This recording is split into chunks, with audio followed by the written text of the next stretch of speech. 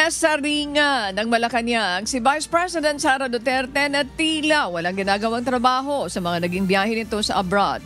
Sa unang 6 na buwan ng taong 2025, hindi bababa sa 5 beses na nakapagbiyahe na sa ibang bansa ang pangalawang Pangulo.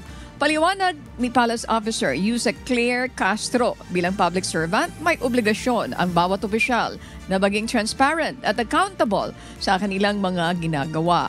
Direktang tinukoy nito ang pangangailangan ng konkretong resulta at pag-uulat ng mga nagawa, lalo na kung ito ay isang official function.